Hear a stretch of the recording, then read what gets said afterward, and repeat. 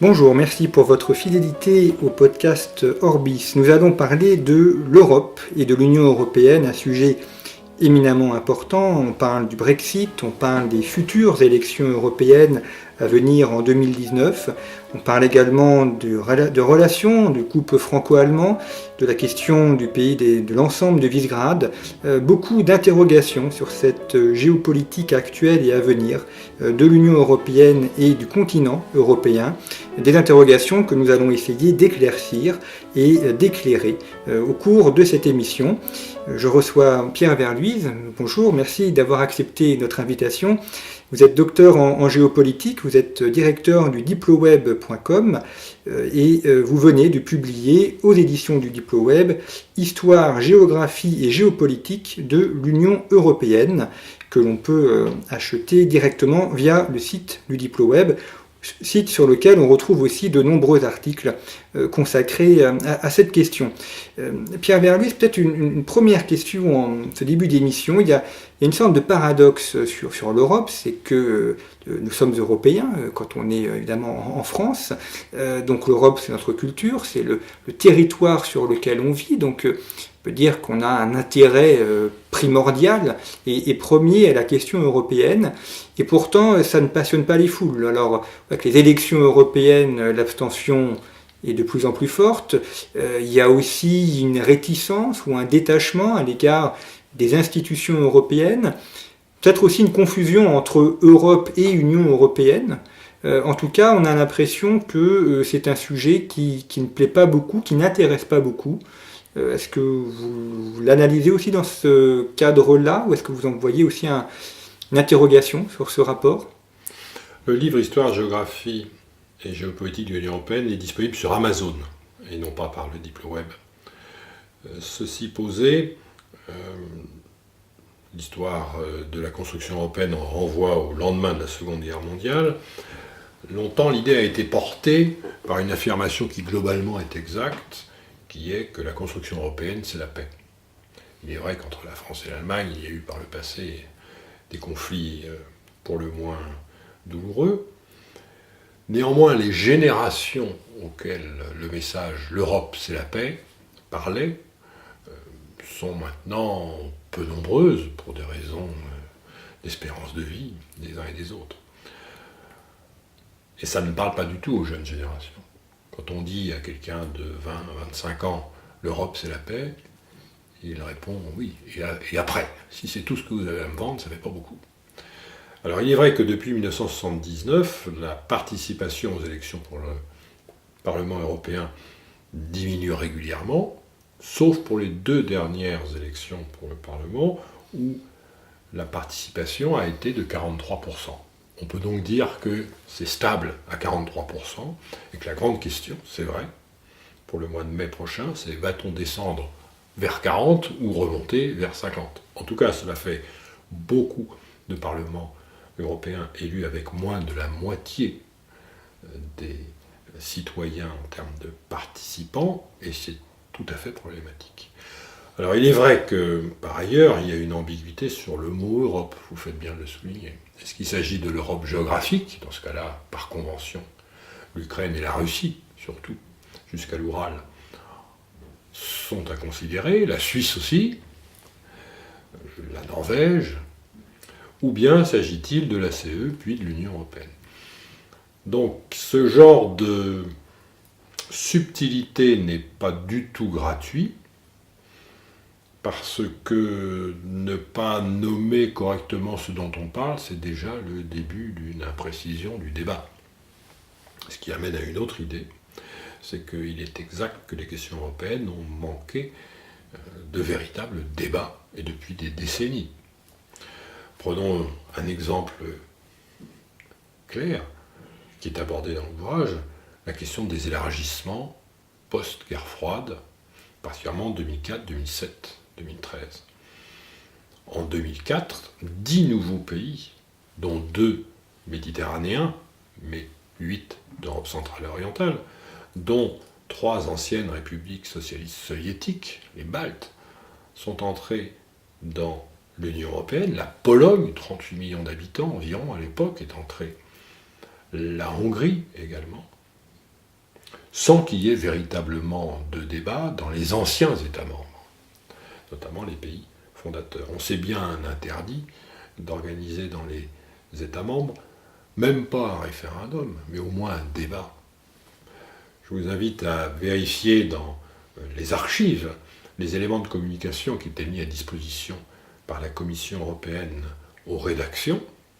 C'était « Dormez tranquille, maman s'occupe de tout, demain sera comme hier ». Le passage de 15 à 25 ne changera rien. Or, on peut à la fois admettre que l'élargissement était justifié, pour certaines raisons, encore faut-il les mettre sur la table, et notamment pointer l'articulation entre deux élargissements qui ne sont jamais mis en relation et qui sont pourtant étroitement liés, c'est l'élargissement de l'OTAN qui donne le rythme, qui définit une partie du périmètre, et l'élargissement de l'Union européenne, et oser écouter le débat. On n'a pas accepté qu'il y ait de débat. Le résultat, il est en 2005, le non français au projet de Constitution pour l'Europe, qui provoque pendant au moins 2 ans un coma institutionnel concernant l'Union européenne. Donc la question n'est pas de savoir si c'était bien ou pas de voter non. Oui, ce qui est sûr, c'est qu'il y a une relation entre les deux. Et qu'à force de ne pas poser de questions, on produit des effets. Alors, je termine par une dernière idée, c'est qu'il est vrai aussi que poser des questions, comme on le fait en ce moment encore avec les fameuses consultations citoyennes, dont le Deep Web a organisé 2 exercices, c'est d'abord avoir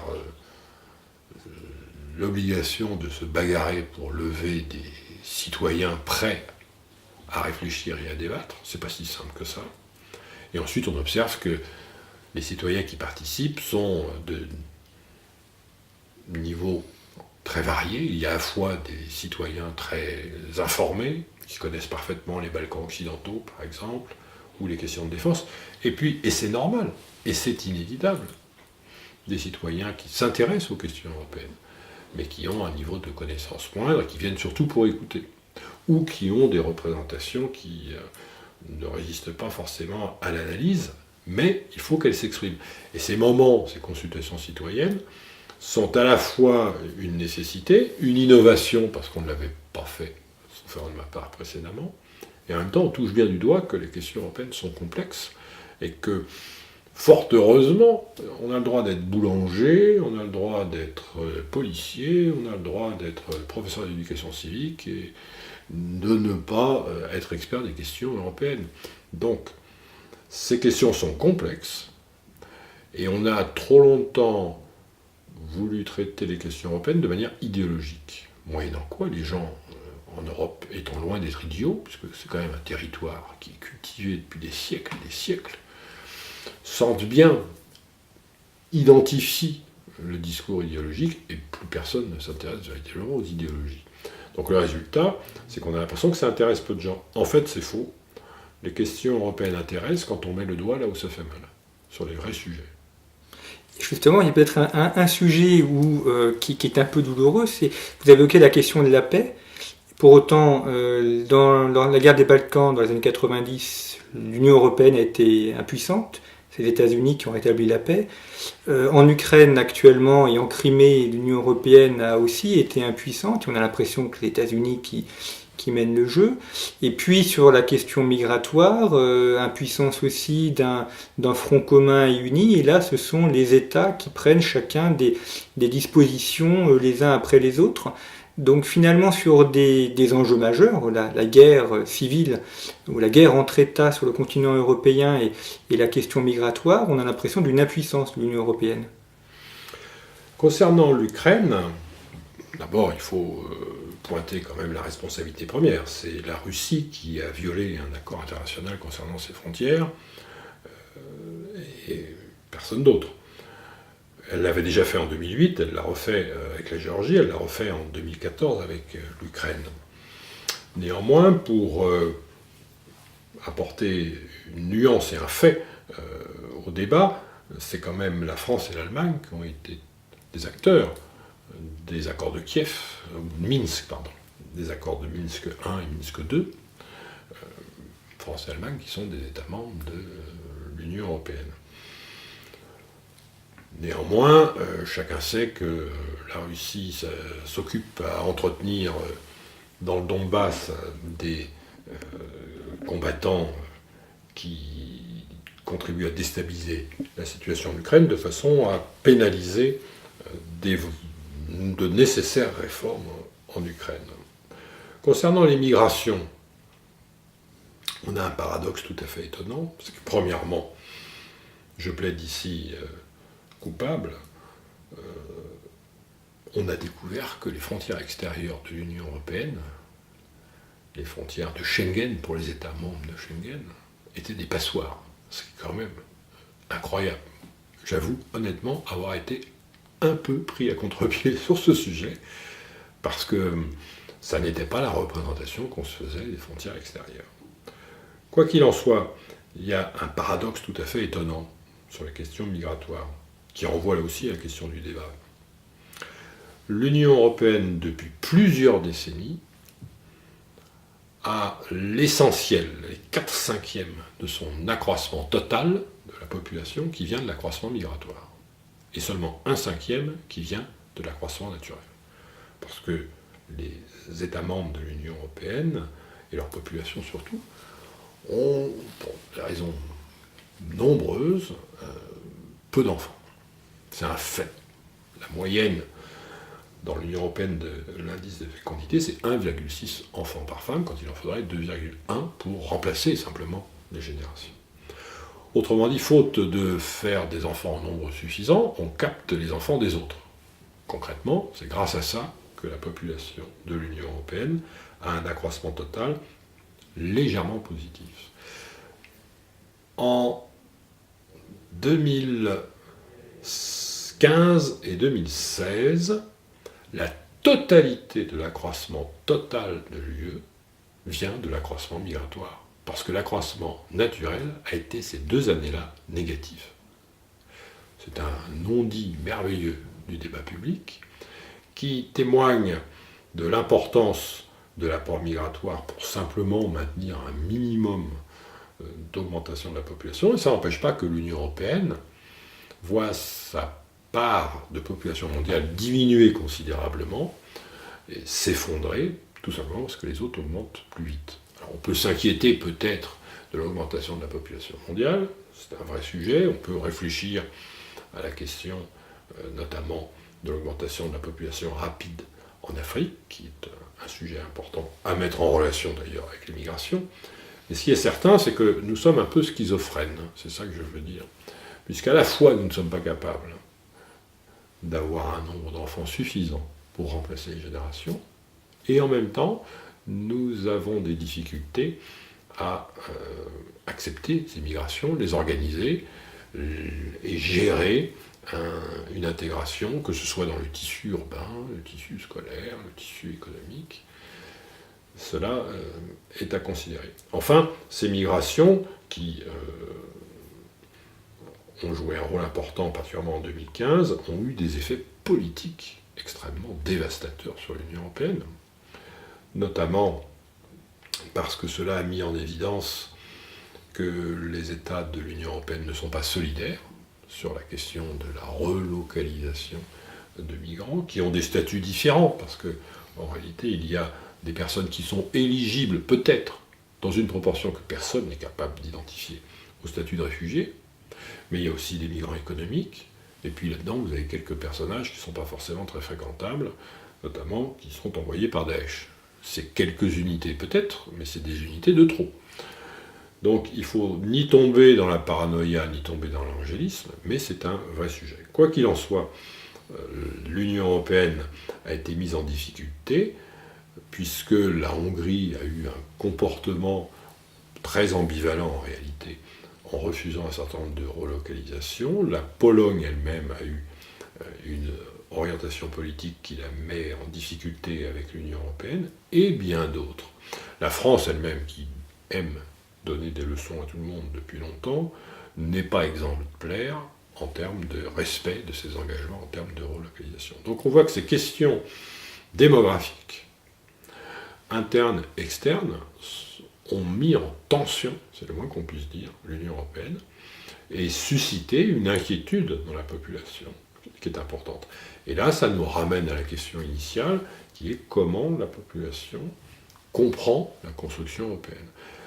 L'espèce de décalage qu'il y a entre des dirigeants de droite, de gauche et d'ailleurs, qui ont, à travers les décennies, construit l'Europe communautaire, en étant assez à l'aise avec les langues étrangères, la circulation dans l'espace, la connaissance d'autrui, et une population qui est nettement moins habituée à circuler, qui s'inquiète notamment d'une question intéressante, qui est la question des limites, la question des frontières. Dans les traités européens, il est dit nulle part où s'arrête l'Union européenne. La seule précision, c'est que l'Europe communautaire est ouverte aux pays de l'Europe, sauf qu'on ne définit pas l'Europe. Donc cela veut dire concrètement que l'Ukraine est à sa place dans l'Union européenne au vu des traités, que la Russie, au moins pour partie, aussi. Alors, elle ne le souhaite pas, mais de toute façon, ça ne serait pas très raisonnable, puisqu'on ne sait pas qui intégrerait qui, si ce serait l'Union européenne qui intégrerait la Russie, ou la Russie qui intégrerait l'Union européenne. Bon, voilà qu'il y a des vrais sujets, des vrais débats, et ce qu'on peut regretter, c'est qu'on ne les développe pas suffisamment. Alors vous avez évoqué la déstabilisation politique qu'a causé ce phénomène migratoire. On pense principalement à l'Allemagne. Et dans l'ouvrage que vous venez de publier sur le DiploWeb, Histoire, géographie et géopolitique de l'Union européenne, il y a deux articles très intéressants sur la question allemande. Il y en a un qui est consacré à la ville de Berlin. On voit très bien comment, avec le développement de Berlin, c'est en fait l'Allemagne qui s'est elle-même développée et qui aujourd'hui est l'État pivot en Europe.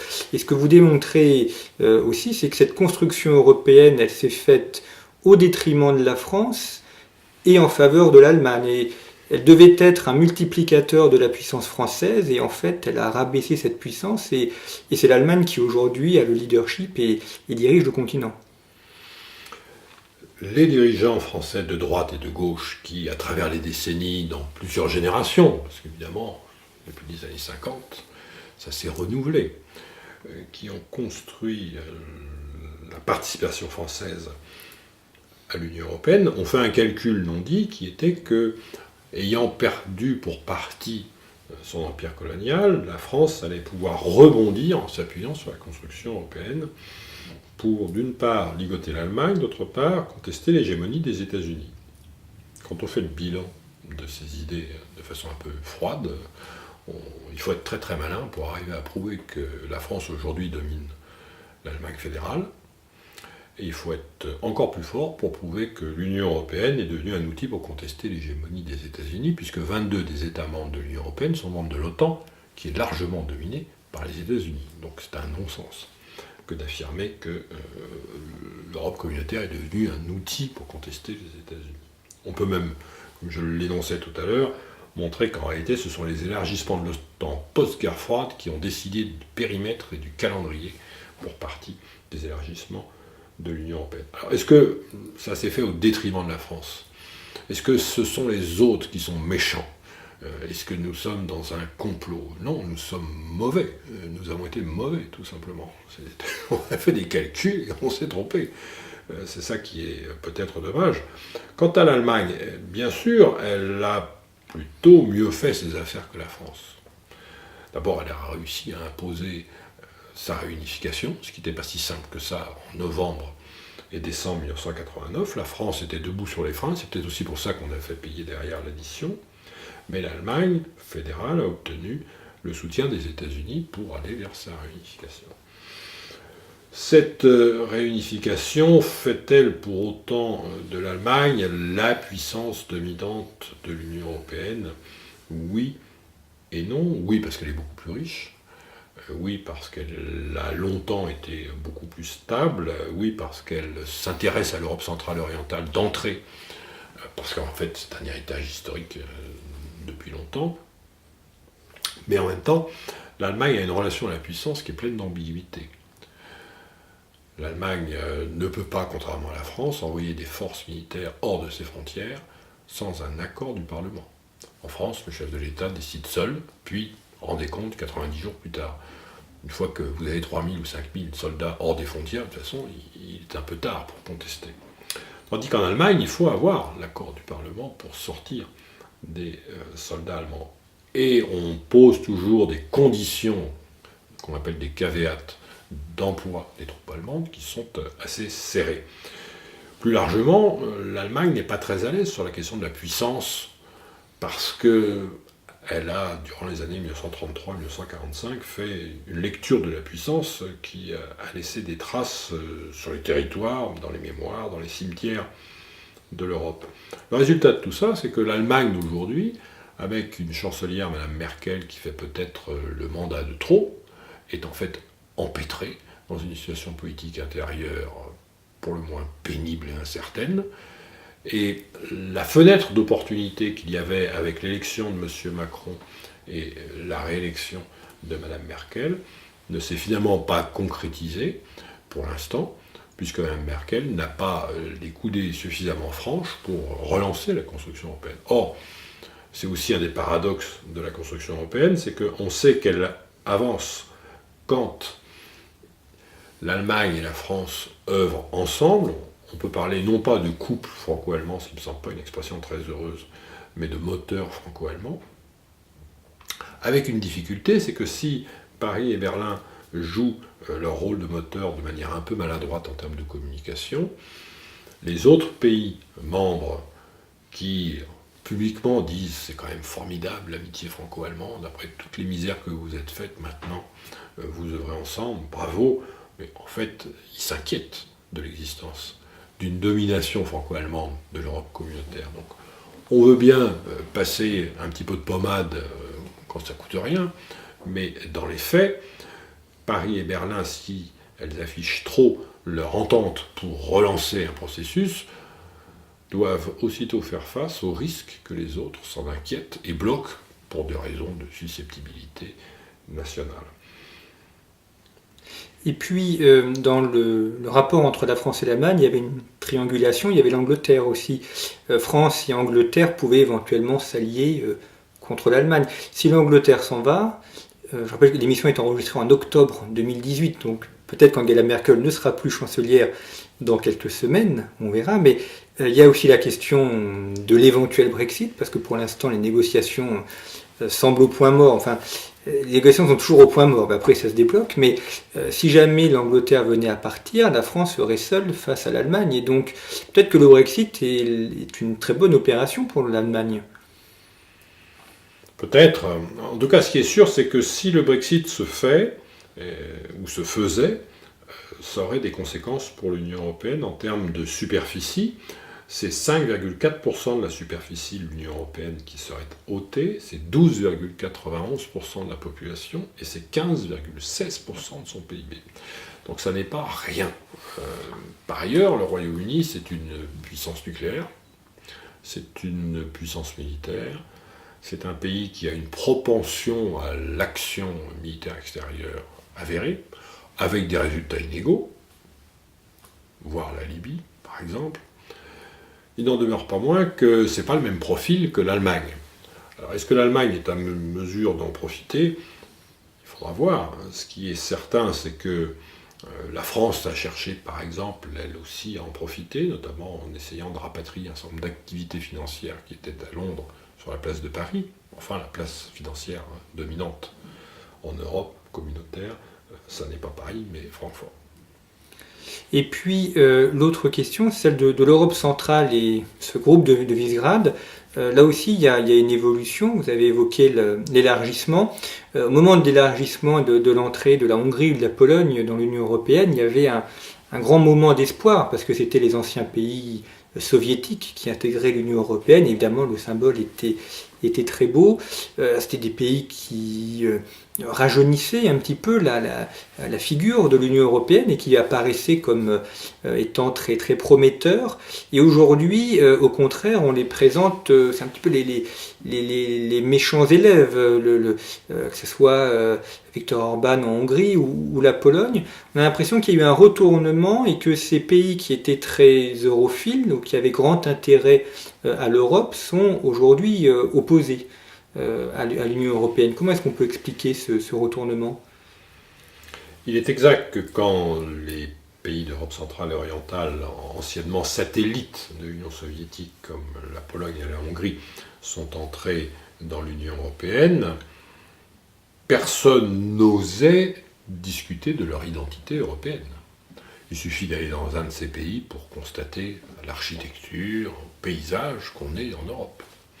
Et à bien des égards, les Polonais, par exemple, faisaient observer qu'ils avaient conservé les racines de la culture européenne durant la guerre froide plutôt mieux que les pays d'Europe de l'Ouest qui s'étaient laissés américaniser. On peut en discuter, mais c'était le ressenti. Il est vrai qu'aujourd'hui, après avoir largement bénéficié des transferts de fonds de l'Union européenne, que ce soit pour les régions, pour l'agriculture ou d'autres éléments encore, ces pays d'Europe centrale et orientale, pour certains, sont à côté des valeurs de l'article 2 du traité de l'Union européenne. Dans le cas de la Hongrie, c'est une affaire qui dure depuis 2010, ce qui peut faire réfléchir. Pour ma part, j'ai dès 2011 écrit sur le Diplôme un article qui fait environ une vingtaine de pages papier pour montrer point par point en quoi M. Orban commençait à s'asseoir, notamment sur la question de la séparation des pouvoirs, qui est une question forte et importante, sur la question du pluralisme des médias, qui est une question à considérer, sur la question des minorités, pourrait-on ajouter. Et ce qui est fascinant, c'est qu'on est en 2018, et ça n'est qu'en 2018 que la Hongrie commence, depuis quelque temps, à être visée par le Parlement européen, qui a recommandé au Conseil d'activer l'article 7 du traité pour suspendre un jour, peut-être, sait-on jamais, les droits de vote de la Hongrie. Et ce qui est fascinant, c'est qu'on observe que, 1, ça n'est pas encore fait, 2, de toute façon, la Pologne, depuis 2017, est sous procédure article 7. Et ce qui est fascinant, c'est qu'on s'aperçoit que ceux qui ont pensé le traité sur l'Union européenne ont été d'une naïveté confondante, puisqu'ils ont pensé des procédures de suspension de droit de vote avec une multitude de portes de sortie, en se disant, si jamais un jour, dans 10 ans, dans 15 ans, c'est notre pays qui est visé par cela, il faut qu'on puisse s'en sortir. Donc, il y a des portes de sortie. Mais surtout, on n'avait jamais imaginé qu'il y ait plus d'un pays qui puisse être concerné par cette affaire, et que donc 2 pays puissent se protéger l'un l'autre en agitant un droit de veto. Donc on a aujourd'hui plusieurs pays d'Europe centrale et orientale qui ont fait savoir que si la Hongrie ou la Pologne étaient arrivés en bout de procédure, ils lèveraient la main et stopperaient le processus. Donc ça veut dire que cette arme atomique de l'article 7 est en fait un pétard mouillé. Et est-ce que ça ne veut pas dire qu'il y a aussi 2 Europes, une Europe de l'Est et une Europe de l'Ouest, et que l'intégration n'a pas prise, ou que peut-être même l'intégration ne serait pas bonne, et qu'on pourrait revenir à une Europe rhénane, l'Europe des 6 du début ? C'est une vraie question. On peut aussi revenir au temps des Capétiens et revenir en arrière, peut-être sur le papier, mais dans les faits, non. C'est-à-dire que dans les faits, on ne va pas rembobiner l'histoire. En revanche, ça pointe du doigt une idée que les Français généralement apprécient, c'est que les élargissements ont été trop vite, trop loin, et qu'il faudrait faire une Europe de plusieurs cercles ou à plusieurs vitesses. Mais dans les faits, elle est déjà à plusieurs vitesses, en fait. puisqu'il y a ceux qui sont dans l'euro, ceux qui ne sont pas dans l'euro, ceux qui sont en Schengen, ceux qui ne sont pas en Schengen, ceux qui ont un PIB par habitant, on a un pouvoir d'achat au-dessus de la moyenne de l'UE, et les autres, on peut continuer comme ça à l'infini. Ça pose des véritables questions, et finalement, on s'aperçoit que l'Union européenne souffre de n'avoir jamais été pensée de manière géopolitique, tout simplement. C'est-à-dire qu'on ne s'est pas posé la question, ces pays qu'on veut faire rentrer, quelles sont leurs représentations du monde, quels sont leurs alliés, s'ils en ont, quels sont leurs ennemis, quels sont leurs intérêts, quels sont les points de convergence, les points de divergence entre ces États, et de tout cela, qu'est-ce qu'on pourrait peut-être faire, avec une question tout à fait centrale, qui est la relation, pour le moins ambiguë, de l'Union européenne à la puissance. Comme on l'a dit au début de notre propos, la construction européenne, et c'est une vertu, a été faite pour penser la paix. Très bien. Sauf que, semble-t-il, l'ensemble de la planète n'est pas occupé que par des pays et des dirigeants qui pensent à la paix nuit et jour, et que les risques existent, et que dans un monde qui n'est plus bipolaire, qui était déjà dangereux à cette époque-là, mais qui est dans une recherche, on ne sait pas trop s'il est monopolaire, unipolaire, multipolaire, ou apolaire, ou autre chose encore, les risques sont importants, et il faut savoir se protéger, mais aussi développer ses intérêts, donc avoir une stratégie, une quête de puissance. Or, dans l'Union européenne, qui d'autre que la France se préoccupe véritablement de la puissance? Quand on est français, on a été éduqué depuis notre plus jeune âge par les figures de Louis XIV, de Napoléon, de De Gaulle et de tant d'autres. Et on a une propension à la puissance. C'est une obsession. Mais les autres s'en fichent éperdument, pour la plupart. Demandez à un Hollandais s'il a envie que la Hollande soit un pays puissant, il vous dira qu'il veut faire du commerce, ça oui, qu'il s'inquiète de qui va payer ses retraites, bien sûr, mais que si l'OTAN veut bien lui assurer sa sécurité pour pas cher, il est preneur.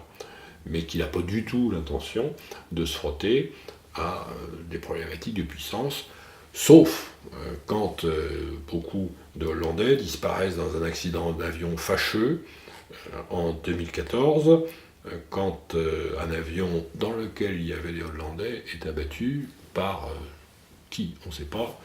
Certains disent des séparatistes ukrainiens armés par les Russes. Alors là, tout d'un coup, une large partie de l'opinion hollandaise se préoccupe. Mais c'est anecdotique, entre guillemets, c'est ponctuel, même si ça a fait évoluer l'opinion publique, bien évidemment sur le fond. Donc le résultat de tout ça, c'est que faute d'avoir pensé la géopolitique de l'Union européenne, faute d'avoir pensé sa défense, et ça nous ramène au Brexit, puisque nos amis britanniques sont entrés en 1973, après la disparition du général de Gaulle, grâce au soutien ou à l'accord de Georges Pompidou, avec le souci de défendre les intérêts des États-Unis aussi. Et les Britanniques ont tordu le cou autant qu'ils ont pu à toute Europe de la défense.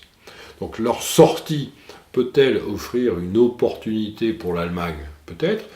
Une opportunité pour créer une Europe de la défense? Peut-être également. Mais ça n'est pas gagné. On part de très bas, on part de très loin, on part avec des inquiétudes, notamment sur l'articulation entre l'OTAN et une Europe de la défense qui serait pour partie autonome par rapport à l'OTAN. Ce sont des questions qui sont bien connues, ce sont des questions récurrentes. M. Trump peut dans un sens créer, grâce à sa manière de faire, une inquiétude qui peut pousser les Européens à prendre conscience qu'ils sont devenus trop dépendants des États-Unis. Mme Merkel apprécie peu les numéros de M. Trump sur l'OTAN, sur la trop faible participation de l'Allemagne aux efforts de défense de l'OTAN, et s'est inquiété de la qualité de la garantie de sécurité apportée par l'OTAN via les États-Unis ou les États-Unis via l'OTAN. Donc il faut découvrir que le monde est comme il l'a toujours été, et comme il le sera quelque temps encore probablement, conflictuel. Et dans cette conflictualité, Pierre Verluise, il y a le sujet de l'extraterritorialité du droit et puis des sanctions que les États-Unis ont imposées à l'Iran. On a vu que ça pénalisait les entreprises européennes et notamment françaises et allemandes. Et pour autant, il n'y a pas encore de réaction coordonnée où on a cherché une manière de contourner cette interdiction sans y être vraiment arrivé. Cette extraterritorialité du droit des États-Unis, de la politique des États-Unis, elle est déclarée, mais elle n'est pas reconnue nulle part. Simplement, on accepte cet état de fait, et c'est tout à fait discutable. L'Union européenne a été prise à contre-pied sur le retrait des États-Unis le 8 mai 2018 de l'accord avec l'Iran signé en 2015, accord que l'Union européenne considérait comme l'alpha et l'oméga de sa conception du pouvoir, puisque elle y voyait le résultat d'une pratique de la négociation et du multilatéralisme qui était pour elle exemplaire. Sauf que M. Trump a décidé de fouler ça aux pieds et qu'on s'est retrouvé suspendu dans le vide, c'est le moins qu'on puisse dire. L'Union européenne a d'abord tenté de faire bonne figure, fait quelques promesses, mais en promettant aux entreprises qu'elles seraient protégées contre des mesures des États-Unis si jamais elles continuaient à travailler en Iran. Mais globalement, l'essentiel des entreprises européennes a plié bagage et est revenu à la maison. Donc ça montre bien que le niveau de puissance et la pratique de la puissance des États-Unis et de l'Union européenne ne sont pas du tout comparables. Une dernière question pour clôturer cette émission, Pierre Verluise, c'est celle de l'euro. On voit les fragilités de cette monnaie, le cas grec, le cas italien aussi, et en même temps force également, puisque l'euro a permis à certains États de limiter un petit peu les effets de leur dette. Est-ce que l'euro, c'est une monnaie qui est au service de l'ensemble de l'Union européenne, ou est-ce que ce n'est pas une sorte de Deutschmark généralisée à l'ensemble de la zone, et donc encore un moyen de puissance de l'Allemagne? Les Français sont pour partie à l'origine de la création de l'euro, puisque l'idée c'était, après les hésitations, c'est bon qu'on puisse dire, de François Mitterrand en novembre-décembre 89, janvier 90 au sujet de la réunification de l'Allemagne, c'était de laver cet affront et de s'assurer de raccrocher l'Allemagne fédérale à la construction de l'Union européenne en lui faisant sacrifier ce qu'elle avait de plus cher, le Deutschmark, qui était le symbole de son miracle, entre guillemets, après la fin de la Seconde Guerre mondiale. Néanmoins, pour avoir longuement parlé avec des personnes qui ont participé de près à ces négociations, les Allemands ont imposé leur conception de la monnaie commune à travers le traité de Maastricht, en étant parfois moins royaliste que la France, ce qui est assez drôle, mais peu importe. Ce qui est sûr, c'est que le Deutschmark est pour les Allemands un point fort qu'ils ont cédé pour créer un euro qui leur convienne. Mais là encore, c'est pas un complot, c'est juste qu'on n'a pas été bon. Donc il ne faut pas leur en vouloir. Est-ce que par ailleurs, il n'y a que de mauvaises raisons, que de mauvaises critiques dans les critiques que les Allemands font au sujet de la pratique habituelle en France du déficit public? On peut en discuter. Ce qui est certain, c'est que les Français sont pour partie à l'origine de l'euro. Ça ne se serait pas fait sans la France. Ça s'est fait aux conditions de l'Allemagne. Et ça renvoie effectivement à une ascendance progressive de l'Allemagne sur la France. Mais ça continue plus tard. Monsieur Nicolas Sarkozy avait, quand il était candidat, ce qui est une faute majeure, lancé le projet d'union méditerranéenne.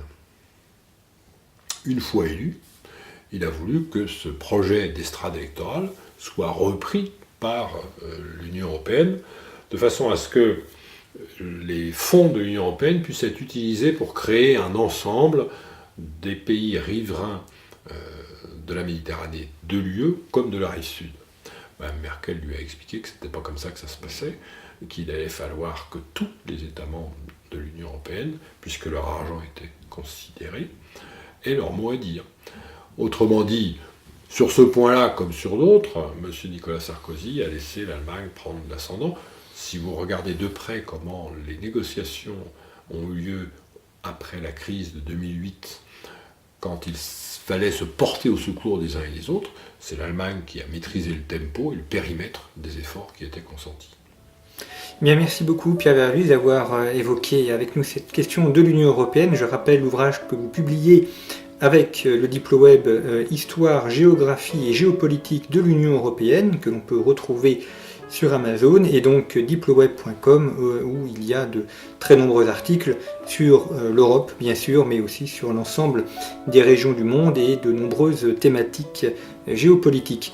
Merci d'avoir répondu à notre invitation, et à bientôt pour d'autres émissions.